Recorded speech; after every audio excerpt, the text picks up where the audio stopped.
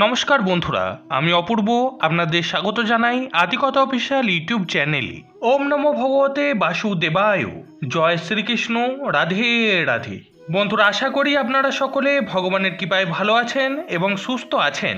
বন্ধুরা, হিন্দু ধর্ম অবলম্বীদের কাছে একাদশীর ব্রত পালন একটি অত্যন্ত পবিত্র ও গুরুত্বপূর্ণ আধ্যাত্মিক সাধনা। সারা বছরে মোট 24টি একাদশী আসে, যার মধ্যে বৈশাখ মাসে শুক্লপক্ষের একাদশীটি মোহিনী একাদশী নামে প্রসিদ্ধ। শাস্ত্রীয় বিধান অনুযায়ী এই একাদশীর ব্রত পালন করলে মানুষের অজান্তে করা সমস্ত পাপের বিনাশ ঘটে এবং আত্মার পরিশুদ্ধি হয়। এবছর অর্থাৎ 2026 সাল বা বাংলার 1433 বঙ্গাব্দে মোহিনী একাদশীর ব্রত পালন করতে হবে আগামী 27 এপ্রিল বা 13ই বৈশাখ সোমবার দিনটিতে। এই দিনে ভগবান শ্রী বিষ্ণুর মোহিনী রূপের আরাধনা করা হয়ে থাকে, তাই আপনারা অতি অবশ্যই নিষ্ঠা ও ভক্তির সাথে এই মোহিনী একাদশীর ব্রতটি অবশ্যই পালন করবেন। আর বন্ধুরা, আজকের এই ভিডিওটির মাধ্যমে আমরা জানব মোহিনী একাদশীর ব্রত আমরা বাড়িতে সঠিক নিয়মে কিভাবে পালন করব, কিভাবে আমরা উপবাস সম্পন্ন করব এবং দ্বাদশীতে পারণ বা ব্রতভঙ্গ আমরা কোন নিয়মে সম্পন্ন করব। এছাড়া সংকল্প মন্ত্র, পারণ মন্ত্র, একাদশীর দিনে কোন কোন কার্যগুলি করা নিষিদ্ধ, আর যারা নির্জলা ব্রত রাখতে অক্ষম তারা কোন কোন খাদ্যগুলি গ্রহণ করে এই একাদশীর ব্রত পালন করতে পারবেন, এই সমস্ত কিছুই এই ভিডিওতে বিস্তারিতভাবে আলোচনা করব। এর পাশাপাশি আপনাদের উদ্দেশ্যে জানাবো যে রজস্বলা মহিলাদের একাদশী পালনের নিয়ম কি, এই দিনে তুলসীতে জল দান করা যাবে কিনা তাও এই ভিডিওর মাধ্যমে আপনাদের জানাবো। আশা করি বন্ধুরা আপনারা এই ভিডিওটি সম্পূর্ণ দেখলে অত্যন্ত সমৃদ্ধ হবেন। তাহলে চলুন বন্ধুরা শুরু করা যাক। বন্ধুরা, আমি প্রথমেই বলেছি যে এই বছর মোহিনী একাদশী ব্রত পালন করতে হবে আগামী 13ই বৈশাখ বা 27 এপ্রিল সোমবার দিন।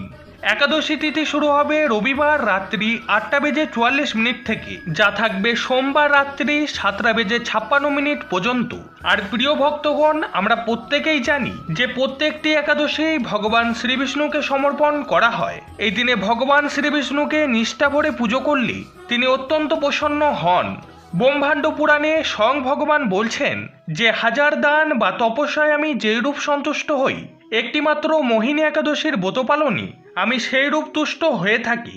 বন্ধুরা, একাদশীর ব্রত পালনের প্রক্রিয়াটি কেবলমাত্র একদিনের উপবাস নয়, বরঞ্চ এটি দশমী থেকে দ্বাদশী পর্যন্ত বিস্তৃত একটি শুদ্ধাচার এবং ভক্তিপূর্ণ জীবনযাত্রার অংশ। নিষ্ঠা ও ভক্তির সাথে এই ব্রত পালন করলে আশাতীত ফল লাভ হয়ে থাকে। একাদশীর আগের দিন অর্থাৎ দশমীর দিন থেকেই এই একাদশীর ব্রত শুরু হয়ে যায়। দশমীর দিন থেকেই ব্রতের জন্য দেহ ও মনকে প্রস্তুত করতে হয়। কিভাবে? প্রথমত, আমিষ খাদ্য বর্জনের মাধ্যমে। দশমী থেকে দ্বাদশী পর্যন্ত এই 3 দিন আমিষ খাদ্য বর্জন করা উচিত। কোনো প্রকারের তামসিক খাদ্য বা নেশা জাতীয় দ্রব্য এই সময়ের মধ্যে ভুলেও গ্রহণ করা যাবে না। আর হলো সংযম পালন। এই দিন থেকেই পূর্ণ ব্রহ্মচর্য পালন করা উচিত এবং মিথ্যা কথা, পরনিন্দা, পরচর্চা, ক্রোধ এবং কামনার মতো অসৎ চিন্তা এই সময়ে পরিহার করতে হয়। এরপরে আসে একাদশীর দিন। এই দিনেই মূলত উপবাস এবং উপাসনার পর্বগুলি অনুষ্ঠিত হয়। এই দিনে সকালবেলায় উঠে প্রথমত 2টি কাজ করতে হয়। প্রথমটি হলো সংকল্প গ্রহণ এবং দ্বিতীয়টি হলো স্নান পর্ব। চেষ্টা করবেন ব্রহ্ম মুহূর্ত বা ভোরবেলায় ঘুম থেকে উঠে স্নান পর্ব সেরে নিতে। তারপরে পরিষ্কার বস্ত্র পরিধান করে ঠাকুর ঘরেতে গিয়ে সংকল্প গ্রহণ করতে হয়। সংকল্প গ্রহণের জন্য ভগবান বিষ্ণু বা শ্রীকৃষ্ণের পাদপদ্মে তুলসী পাতা এবং পুষ্প নিবেদন করবেন। তারপর সংকল্প মন্ত্রটি এইভাবে উচ্চারণ করবেন। মন্ত্রটি হল একাদশ্যাম নিরাহারো স্থিতাহাম অপরেহানি ভোক্সামি পুণ্ডরিকাক্ষ শরণং মে ভবাচ্যুত।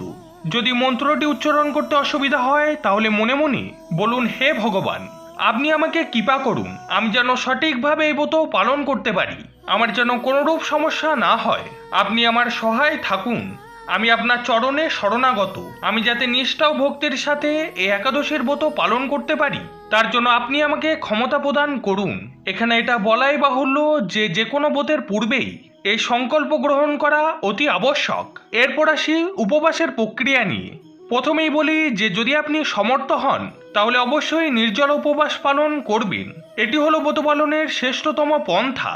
তবে আপনি চাইলে জলপান করে বা ফলমূল বা অনুকল্প প্রসাদ গ্রহণ করেও ব্রতটি সম্পন্ন করতে পারেন। যারা অসুস্থ বা অতি দুর্বল ব্যক্তি তারা শুধুমাত্র পঞ্চরবি শস্য বর্জন করে সবজি, ফল, দুধ, জল বা অনুকল্প প্রসাদ আহার করতে পারেন।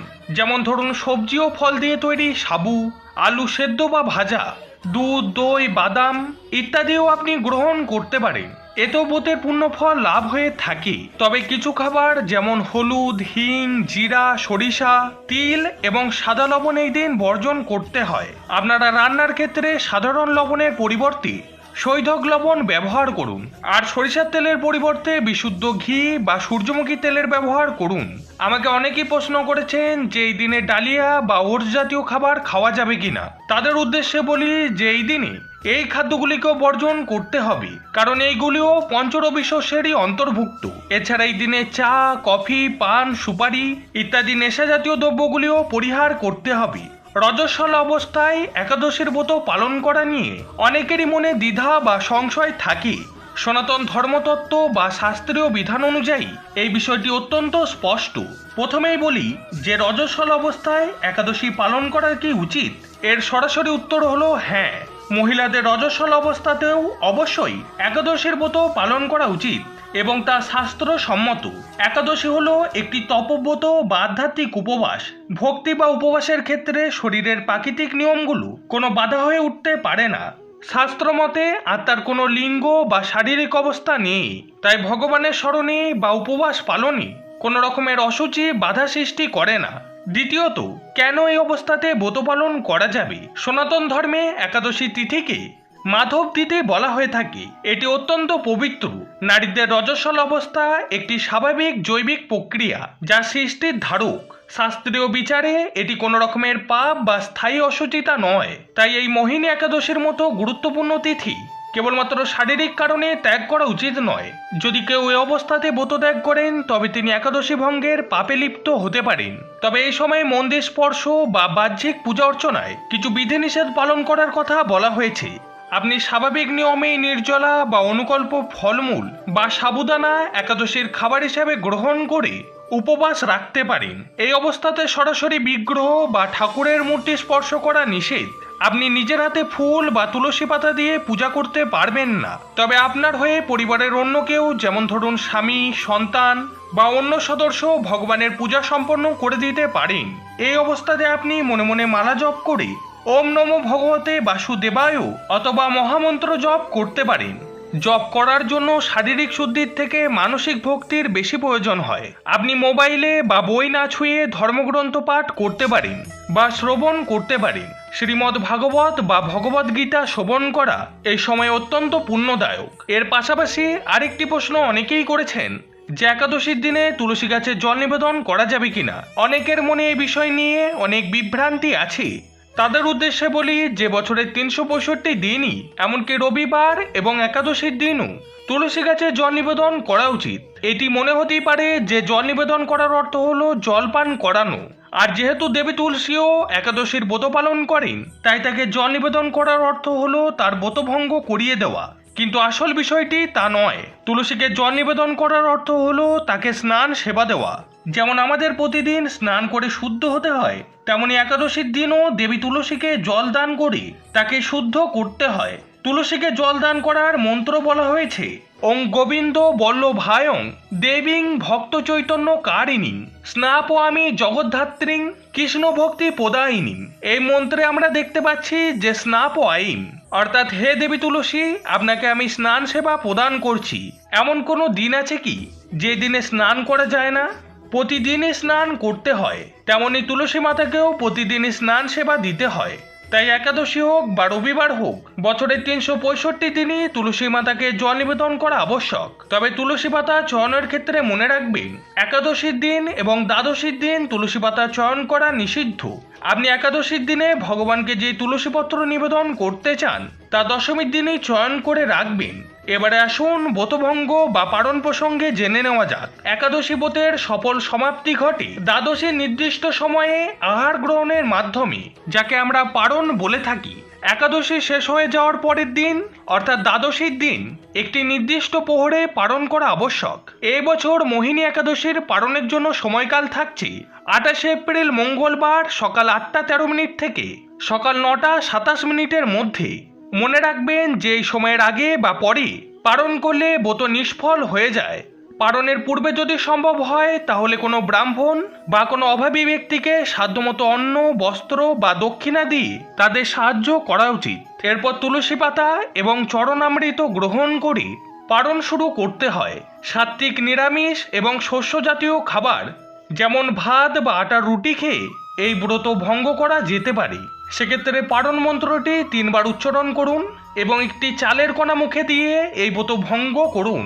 পালন মন্ত্রটিকে আপনি এইভাবে উচ্চারণ করতে পারেন: ওম অজ্ঞান তিমিরান্ধস্য বোতে নানেন কেশব প্রসিদ্ধ সম্মুখ নাথ জ্ঞান দৃষ্টি পদো ভব। যার অর্থ হলো, হে কেশব, আমি আপনার কৃপা দৃষ্টিতে নিরাহারভাবে এই একাদশীর ব্রত পালন করেছি।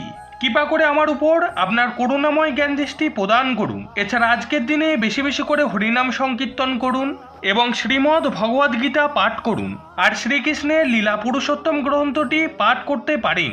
শ্রোতা বন্ধুরা, সবশেষে একটাই কথা বলার, যে একাদশীর ব্রত পালনের প্রকৃত উদ্দেশ্য কেবলমাত্র উপবাস করা নয়, বরং নিরন্তর ভগবানের নাম স্মরণ, মনন এবং শ্রবণ কীর্তনের মাধ্যমে আজকের এই বিশেষ দিনটিকে অতিবাহিত করতে হয়। এই দিনে যে কোনো রকমের পরনিন্দা, পরচর্চা, মিথ্যা ভাষণ, রাগ এগুলিকে পরিহার করতে হয়। কারণ মনকে শান্ত ও পবিত্র রাখতে না পারলে যে কোনো ব্রতই অসম্পূর্ণ থাকে। তো বন্ধুরা, আজকের ভিডিওতে পর্যন্তই। এই ভিডিওটি দেখে যদি আপনাদের ভালো লেগে থাকে তাহলে ভিডিওটিকে অবশ্যই একটি লাইক করে কমেন্টে জয় শ্রী হরি বিষ্ণু অবশ্যই লিখে দিন। আর বন্ধুরা, ভিডিওটিকে শেয়ার করে দিন নিজের আপনজন ও বন্ধু বান্ধবদের সাথে, যাতে তারাও এই ভিডিওটি থেকে উপকৃত হতে পারে। বন্ধুরা, এই চ্যানেলে যারা নতুন এসেছেন তাদের কাছে একটি ছোট্ট অনুরোধ, আপনারা অবশ্যই চ্যানেলটিকে সাবস্ক্রাইব করে পাশে থাকা বেল আইকনটিকে অলে সেট করে দিন। এরকম ধরনের নিত্য নতুন ভিডিও প্রতিদিন দেখার জন্য ঈশ্বরের কাছে প্রার্থনা করি আপনারা সবাই ভালো থাকুন, সুস্থ থাকুন। জয় শ্রীকৃষ্ণ, রাধে রাধে। ভিডিওটি সম্পূর্ণ দেখার জন্য অনেক অনেক ধন্যবাদ।